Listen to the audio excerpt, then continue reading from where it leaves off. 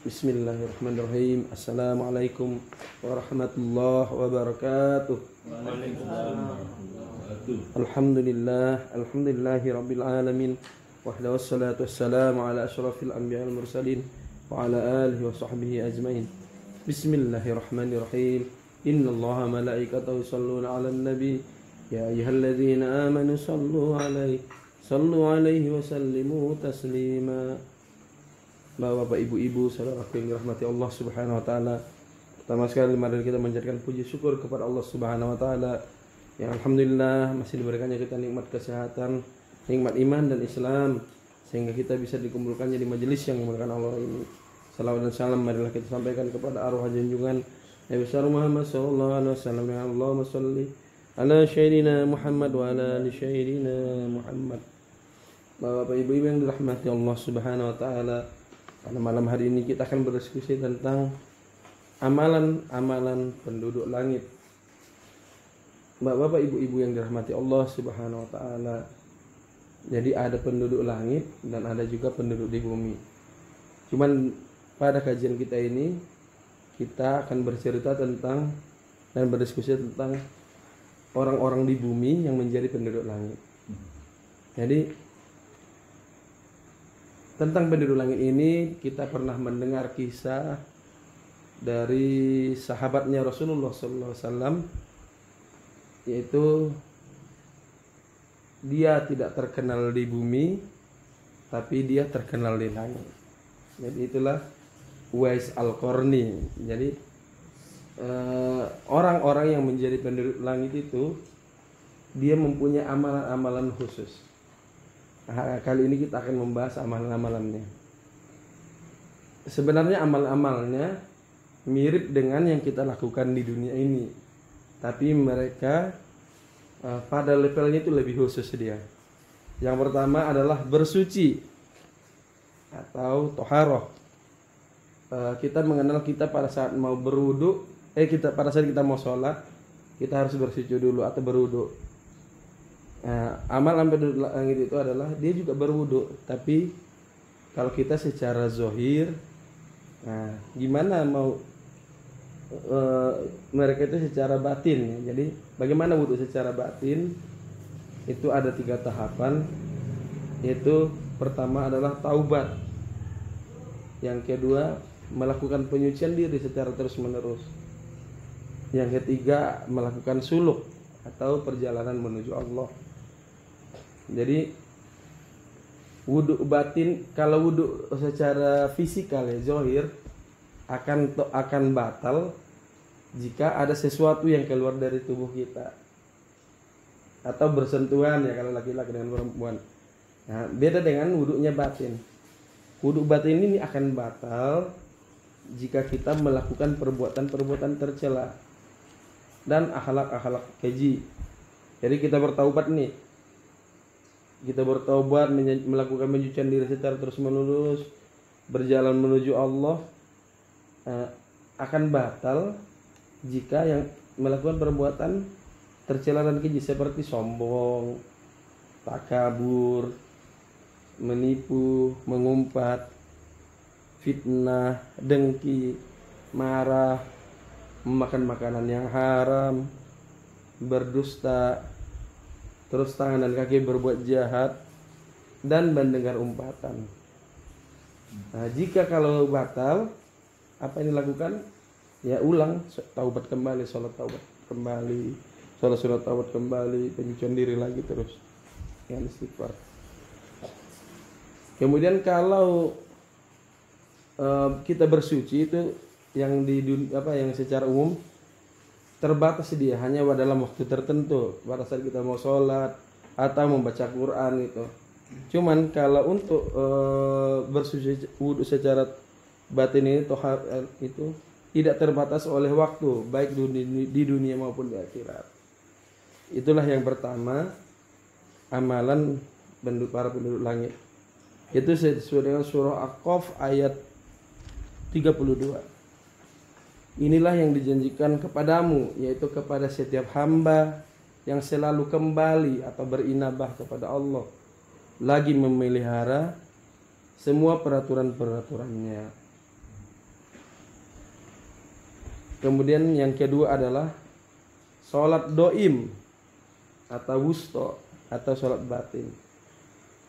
Sesuai dengan firman Allah surah Al-Baqarah ayat 238. Kata Allah, peliharalah semua sholatmu dan peliharalah sholat wusto. Itu dia. Jadi peliharalah semua sholatmu, sholat kita secara zahir, dan peliharalah sholat wusta.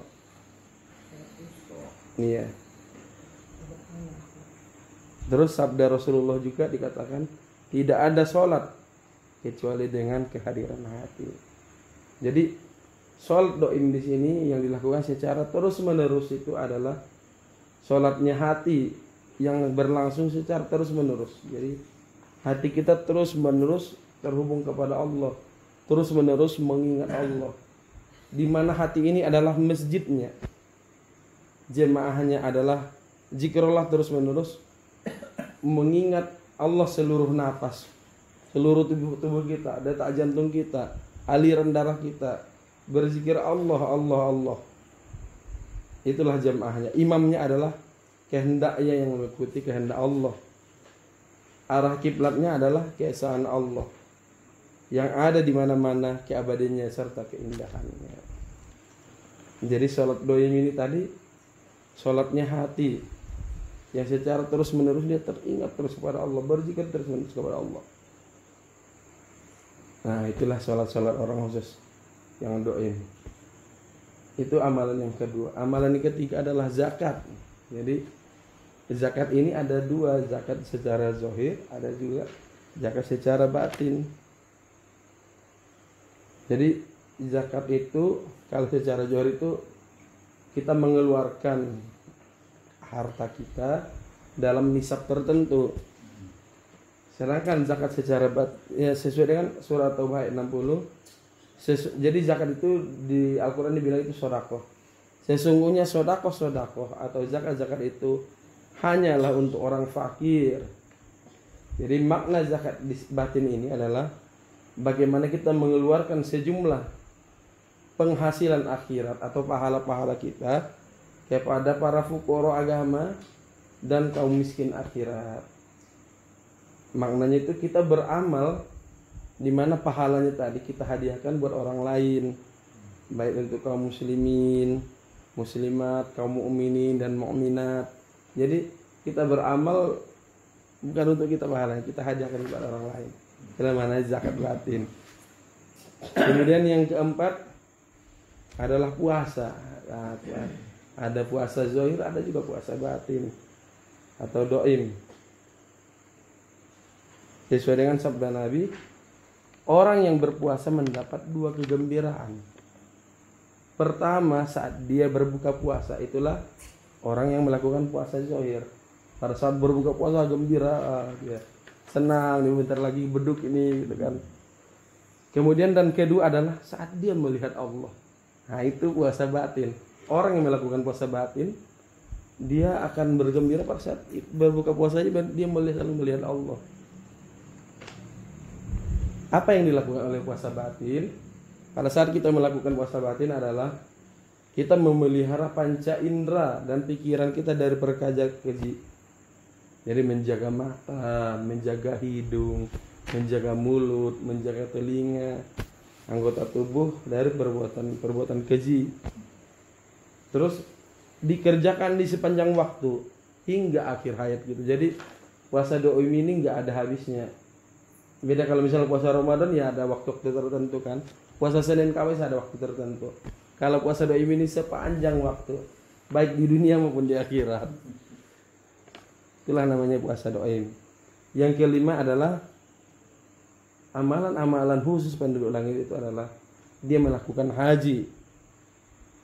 Ada haji zahir, ada haji yang batin, nah, doim. Kalau kita melakukan haji secara zahir, kita berangkat ke Mekah, kita melakukan tawaf, gitu, niat, gitu kan.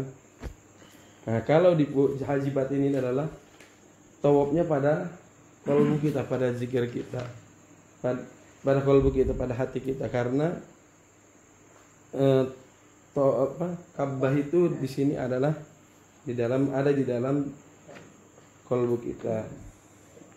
Tawabnya itu adalah zikir la ilaha illallah. Jadi diputar dia dari latifatul qalbi, latifatul syirri, latifatul khafi, terus turun ke latifatul ruh, kembali ke latifatul qalbi. La ilaha illallah. Diputar dia, la ilaha illallah, la ilaha illallah, la ilaha illallah. Itulah tawabnya.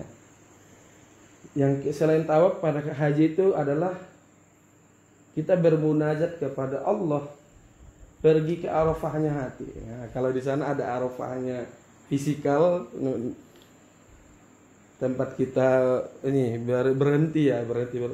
Di sini juga di dalam jiwa kita ada arafahnya hati, yaitu kita melakukan evaluasi diri, melihat lemahnya diri, melihat kebesaran Allah, dan berzikir Allah,